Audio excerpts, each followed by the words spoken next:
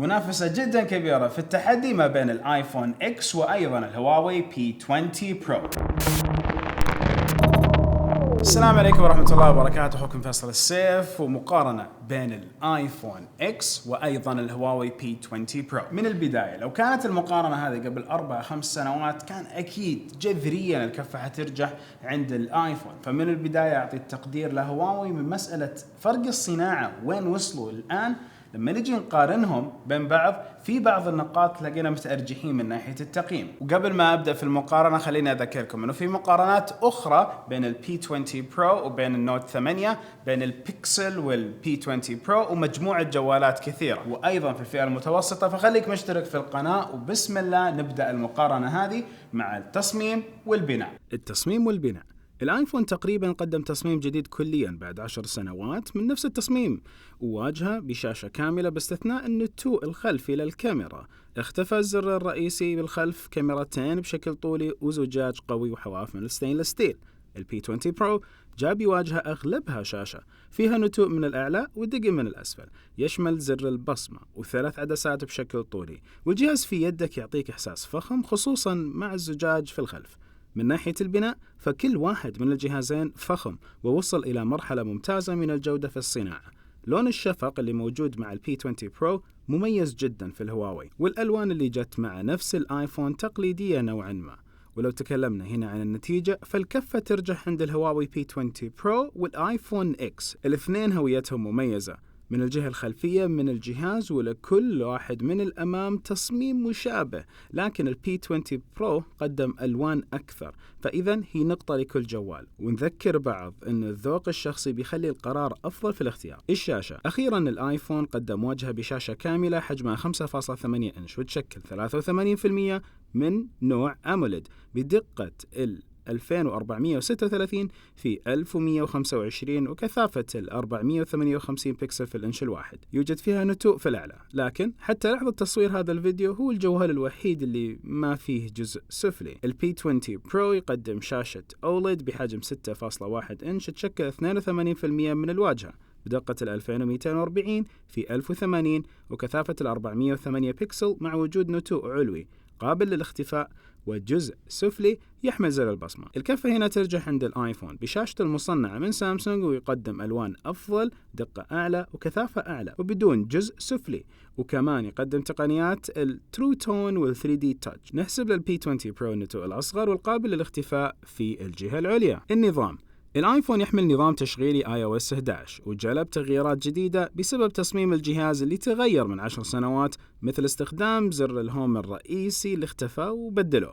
بالرغم من التعديلات الجميلة اللي جلبها النظام مع الايفون اكس، إلا أنه أكثر نسخة فيها عيوب من iOS هي النسخة هذه حقت 11، لكن يشفع النظام خفته سهولته وجودة التطبيقات عليه. البي 20 برو يحمل نظام تشغيل أندرويد 8 بواجهة هواوي 8.1. أيضا النظام يدعم الذكاء الصناعي اللي كنا شفناه في الميت 10 برو، وهو مفيد طبعا، لكن الفائدة الملحوظة قد تكون محدودة على الكاميرا واللعب. ولما نتكلم على الكفة ترجح عند مين، فالقرار ونقطة واحدة كافية لإنهاء المقارنة سريعا هي الفرق في سرعة التحديثات.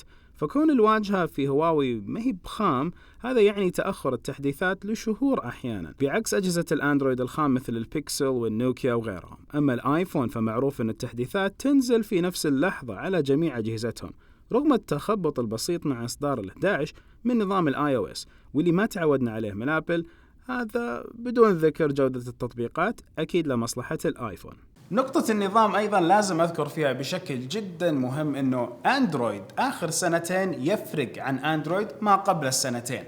واضح التوجه الكبير في تصفية النظام، تحسين النظام. الجوالات البريميوم الأساسية الكبيرة صار تلاقي عليها النظام ثابت، أرزن، أحسن، فهذه فرقت بشكل جدا كبير في الأندرويد آخر سنتين. هذه من باب التوضيح. ونرجع للمقارنة. المعالج وقوة الأداء. الايفون اكس يمتلك معالج ال A11 بايونيك سداسي الأنوية بتردد 2.39 جيجا هرتز وذاكرة عشوائية 3 جيجا بايت، ومعالج رسومي من أبل نفسها. أداء المعالج إذا قارناه بالأجيال السابقة أفضل بكثير، وهذا الأمر واضح في استخدامه الثقيل، خصوصا عند اللعب بألعاب ثقيلة مثل فورتنايت وباتل جراوند. هواوي تقدم معالج الكيرن 970 ثماني الأنوية من تصنيعها بتردد 2.36 و 1.8 جيجا هرتز وذاكرة عشوائية 6 جيجا بايت ومدعوم بذكاء صناعي واللي ممكن يكون الأذكى حاليا. لاحظ إننا نتكلم عن ذكاء المعالج مش عن ذكاء المساند الشخصي مثل جوجل وسيري. الذكاء الموجود في المعالج يساعد في الكاميرا بالتعرف على الشيء، بيتمم تصويره ويساعد في تقليل استهلاك البطارية من وظائف أخرى وأشياء زي كذا، ويتعرف أيضا على أسلوب استخدامك لبعض التطبيقات. لو تكلمنا على الكفة ترجح عند مين، فكل المعالجين ممتازين لو بنقيسهم بالاستخدام اليومي العادي، لكن لو نراجع الاختبارات والبنشماركات لمعالجات الهواتف ل 2018 فالآيفون إكس على الورق يتقدم بشكل كبير، خصوصا في اختبار الأوفرول بريفورمانس والأداء العام اللي تركز على النظام والذاكرة والرسوم والتصفح والاستهلاك حق الطاقة على الرغم من قلة الرامات. والسبب التوافق التام بين المعالج وبين النظام التشغيلي حق الآيفون إكس، ما كلهم من نفس الشركة، مع ذكر مشكلة الأداء بعد سنة، واللي ما ندري تنتظر الآيفون إكس ولا لا بعد سنة من استخدامه زي ما صار مع الآيفون 6 والآيفون 7. فالكفة هنا ترجع عند الآيفون إكس الكلام الورق، ولكن مع التقدير والاحترام للP20 برو اللي عطانا النيورال نتورك الMPU موجودة على نفس الجوال والذكاء الصناعي. نذكر بعض أنه كثير من الأمور اللي في هذه المقارنة مبنية على الأرقام ومبنية على النتائج، فما بشيء نقدر إحنا نغير فيه. ولما نواجه تحدي كبير بين من يستحق هذه النقاط، بالتأكيد كل واحد فيهم حيستحق نقطة، وأنت في نهاية الفيديو تقدر تعدل النقاط بالاختيار الأنسب لك. بس إحنا حرام إنه نجبركم على الاختيار اللي إحنا عندنا في هذا الجوال أو هذا الجوال، وفي النهاية النتيجة ممكن ما تكون محايدة أو صحيحة وتناسب جميع المشاهدين. نرجع للمقارنة. الكاميرا، الآيفون إكس يقدم كاميراتين خلفية 12 ميجا بكسل، الأولى بحساس عادي بفتحة 1.8 والثانية تليفوتو بفتحة 2.4، كلهم بمثبت بصري. أداء الكاميرات بشكل عام ممتاز، يقدم نطاق ديناميكي ممتاز، ألوان هي الأقرب اللي ترى للعين البشرية تقريب مرتين، وتصوير بورتري جميل بأطوار متعددة. الP20 برو هو أول هاتف يقدم 3 عدسات بالخلف، الأولى RGB بدقة 40 ميجا بكسل وفتحة 1.8، الثانية مونوكروم بدقة 20 ميجا بكسل وفتحة 1.6، الثالثة تيليفوتو بدقة 8 ميجا بكسل بفتحة 2.4. كل الكاميرات الثلاث تدعم المثبت البصري. الP20 برو يصور صور ثابتة رائعة جدا، تقدر تاخذ صور بدقة 40 ميجا بكسل بتعطيك تفاصيل كثيرة خصوصا لو بتقرب، لكن لو ما عندك نية تقرب فالصور 10 ميجا بكسل تعطيك تناسق أفضل في النطاق الديناميكي والألوان والإضاءة. أيضا تقدر تقرب 3 مرات تقريب حقيقي. يتميز التصوير في الP20 برو بقدرته العالية بسحب الضوء، وبكذا بتشوف الصور الليلية تطلع بتفاصيل أعلى من كل المنافسين. أيضا يتميز الP20 برو بالذكاء الصناعي اللي يساعد الكاميرا بشكل تلقائي تغيير إعدادات التصوير وفقا للشيء اللي تصوره، سواء إنسان حيوان أو جماد أو شمس أو غروب واللي انت بيه. في تصوير الفيديو العادي يمكن ما يكون في فرق كبير، لكن الآيفون يتفوق في 4K بشكل ملحوظ بسبب أن المعالج حق البايونيك يقدم أداء أفضل هنا من الكيرن. أيضا التصوير البطيء في الآيفون يقدم على 1080 240 إطار في الثانية، أما لما نتكلم على الP20 برو فهو 720 960 إطار في الثانية. الكفة طيب ترجع عند مين؟ الفقرة كانت هذه جدا شرسة، يمكن نحتاج فيديو كامل نفصل فيه كل النقاط اللي موجودة في كل واحد من الجوالين، وكل واحد من الجوالات يتفوق بشيء محدد. وعشان ألخصها، الP20 برو يتفوق في التصوير الثابت بالكاميرا الخلفية عموما، وأيضا في التصوير الليلي والزوم. أما في الفيديو بالكاميرا الخلفية يتفوق الآيفون خصوصا في الثبات والتصوير البطيء وال4K، لكن الصوت في الفيديو يتفوق الP20 برو لأنه يسجل ستيريو ومو مونو مثل الآيفون. كلها أجهزة قديمة، جديدة وقديمة، ما أقدر أقول بس قديمة. في الكاميرا الأمامية الP20 برو يعطي دقة عالية، لكن يعيبه طور التجميل اللي أنت مغصوب فيه، والآيفون يعطي عمق، نطاق ديناميكي وحدة أفضل لما نتكلم على الآيفون. هذه الحين تصوير الكاميرا الأمامية في كل الجوالين، قاعدين نصور في الجوالين وبرضه في تكبيز. شايفين الإضاءة هناك التأثير حقها. أنا برجع للنقطة ذي. شوف الحين لوني ولون الغرفة، هنا أشوفها نفس الشيء، هنا مخلي لوني غامق، لا سويت كذا، لا أوكي أنا أشوف الشاشة كذا السطوع نوعا ما ضبط، لا عادي الكاميرا الأمامية في الجوال هذا ماهر اللي بيجي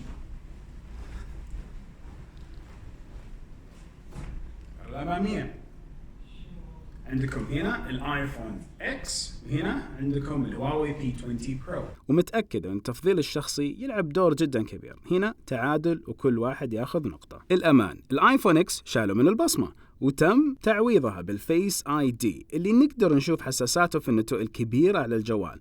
الفيس اي دي يتعرف على وجهك بشكل 3 أبعاد ويفتح لك الجهاز. نسبة الخطأ 1 من مليون حسب كلام ابل، الا لو عندك اخ توأم، فهذا موضوع ثاني كمان نقدر نفيدك فيه، تطبيقات وما تطبيقات واشياء ثانية. ايضا في طريقة اخرى للحماية وهي انك تحط رقم سري. ايضا في تتبع جهازك المفقود من ابل ومرتبط بالاي كلاود. البي 20 برو يقدم البصمة الشهيرة والسريعة جدا من هواوي. ايضا عندك الرقم السري، النمط، وايضا التعرف على الوجه اللي الهواوي تقول انه اسرع من الايفون ب100 مرة، لكن في النهاية هي ما هي ب3 أبعاد، فما يعطيك نفس الحماية كمقدار. وممكن الجهاز يفتح بصورة لك لو لفينا ودورنا وسوينا حركات كثير ما حد طبيعي يقدر يسويها. أيضا نظام الأندرويد يقدم برامج لتتبع الجهاز المفقود. طيب الكفة ترجع عند مين؟ تقنيا الآيفون مع الفيس آي دي يقدم حماية أكبر، لكن هواوي تقدم خيارات أكثر في البي 20 برو. الفيس آي دي ما له بديل غير الرقم السري، ونعرف أشخاص ما تأقلموا معاه واكتفوا بالرقم السري، لكن هواوي تعطيك رقم سري نمط بصمة وجه هو أكثر.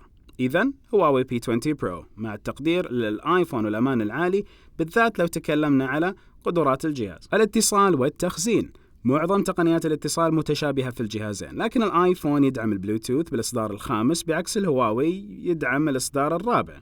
الهواوي يدعم شريحتين اتصال بعكس الآيفون اللي ما يدعم إلا شريحة واحدة. كل الجهازين ما فيهم منفذ ذاكرة خارجي. مساحة الآيفون التخزينية 64 أو 256 جيجا بايت، والبي 20 برو 128 جيجا بايت، ومعظم الخدمات السحابية مدعومة في الجوالين. الجهازين ما فيهم منفذ سماعة، ولكن يوفرون وصلات في العلبة بالإضافة لبيعهم سماعات لاسلكية بشكل منفصل. منفذ الآيفون هو لايتنينج، والبي 20 برو يدعم اليو اس بي تايب سي. البي 20 برو يدعم الانفراريد وأيضا الNFC والواي فاي دايركت. الايفون اكس والبي 20 كلهم يدعموا الواي فاي كولينج والفولتي مع المشغلين الداعمين لها الخدمات. من ناحية توافقهم مع الأجهزة حولهم، هذا يعتمد على نوعية الأجهزة اللي أنت عندك، يعني عندك جوجل هوم ولا عندك أبل تي في، عندك سبيكر يدعم اير بلاي وزي كذا. لكن النظامين بشكل عام وصلوا لمرحلة نضوج ما يعانون من مشاكل الاتصال ودائما أمورهم تمام. أيضا لازم نوضح إذا غالبا حولك أجهزة أبل مرتبطة بنفس حساب الآي كلاود أو الواي فاي، فالآي كلاود يتوافق معها في أمور كثيرة ممكن نفصلها في فيديو منفصل. لكن هنا في المقارنة البي 20 برو تقدر توصله بالشاشة من خلال الوصلة الخاصة، وبيعطيك مظهر كمبيوتر على التلفزيون، وتستخدم شاشة الجوال كلوحة لمس. وما ننسى اختصارات هواوي المميزة في نظام الأندرويد مثل الناقر لتصوير الشاشة وكثير اختصارات أخرى. الكفة ترجع عند مين؟ لو كان الجهازين بنفس نظام التشغيل كان أسهل نحدد مين الأفضل، لكن لأنهم مختلفين فخدماتهم مختلفة وتعتمد عليك أنت أيهم تفضل. ولكن أيضا وجدنا أنه في البي 20 برو في أشياء إضافية مهما كانت بسيطة ولكن إضافية، وخلت الكفة ترجع عند الهواوي بي 20 برو، وبالتأكيد مع احترام القدرات الكبيرة اللي موجودة في الآيفون إكس. البطارية، بطارية الآيفون إكس هي 2716، أدائها جيد بسبب توافقها الجيد مع النظام والمعالج. أيضا الجهاز يدعم الشحن اللاسلكي. الهواوي بي 20 برو يقدم بطارية 4000 ملي أمبير. الجهاز ما يدعم الشحن اللاسلكي، لكن يجي معاه في العلبة شاحن سريع، والكفة ترجع عند 4000 ملي أمبير أكيد، وبدعم الذكاء الصناعي وشاحن سريع في العلبة أعتقد يستحقها البي 20 برو وبجدارة، مع الاحترام لطريقة استهلاك البطارية في نفس جوال الآيفون، عاد إلا إذا أنت مشغل سناب 24 ساعة، هذه صعبة جدا. مزايا إضافية، الشحن اللاسلكي مميز، استغربنا عدم وجوده في البي 20 برو هذا العام على الرغم من بدء انتشارها بين المنافسين، والآيفون يملكها بغض النظر عن تبني الناس للشحن اللاسلكي بشكل كبير أو لا. الجهازين مقاومين للماء والغبار على حد سواء بمعيار IP67. البي 20 برو يدعم شريحتين اتصال بعكس الآيفون إكس اللي لا زال متمسك بشريحة واحدة. الاختصارات في البي 20 برو كثيرة جدا وسهلة الاستخدام مع الجهاز، وأيضا في انفراريد في الجوال للمهتمين. كل الاثنين ما فيهم منفذ سماعة. هواوي قدموا لون الشفق وهو لون مميز جدا للبي 20 هذا العام، أما الآيفون فقدم لون رمادي وفضي فقط. طيب الكفة ترجع عند مين؟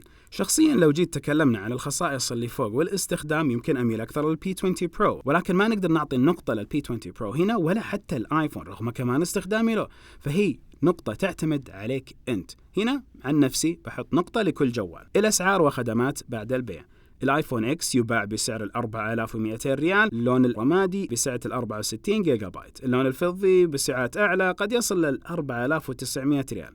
إصلاح الشاشة الواحدة يمكن يكلفك حوالي 1000 ريال. هواوي بي 20 برو ينباع ب 2899 ريال وقت ما سوينا هذا الفيديو، وأيضا عندهم خدمة ال VIP لملاك البي 20 برو تشمل تبديل الشاشة مجانا خلال أول 6 أشهر، وتقدم خدمات التنظيف وتعقيم الجهاز والنقش عليه في الاسم والنصوص والأشياء هذه كلها. فهنا بالتأكيد الكفة ترجع عند البي 20 برو بالسعر الأقل والخدمات اللي بعد البيع متوفرة في منطقتنا العربية. نهاية الفيديو يمكن هذه من أصعب المقارنات اللي صارت. القدرة اللي قدرت توصل لها كل الشركتين في هذه الجوالات جدا عالية وكبيرة. منظومة الجوالات في تواجدها في المملكة العربية السعودية عطت بعض التوازن للبي 20 برو، وأيضا لما نتكلم على المنظومة حقت النظام عطت توازن لنفس الايفون.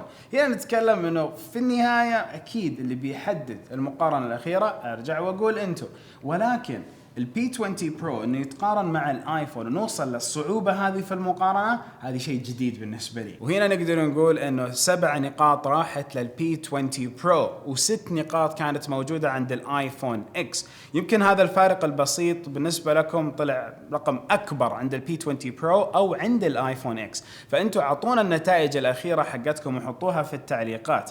وايضا اذكركم في الاستفتاء اللي في هذا الفيديو وقاعدين نسوي في فيديوهات المقارنات اللي هو لقيت هذه المقارنة سليمة ممتازة كانت فير على الكل، ولا تلاقيها أن نوعا ما متحيزة، وإذا كانت متحيزة لأي من هذول الجوالين. نهاية الفيديو كل فيديو خليكم مشتركين في القناة وقولوا لنا المقارنة الجاية وش تبغوها بالضبط تكون، وابشروا في رمضان إن شاء الله بتيجي وخلال السنة مقارنات أكثر. سبحانك اللهم وبحمدك أشهد أن لا إله إلا أنت أستغفرك وأتوب إليك. السلام عليكم ورحمة الله وبركاته.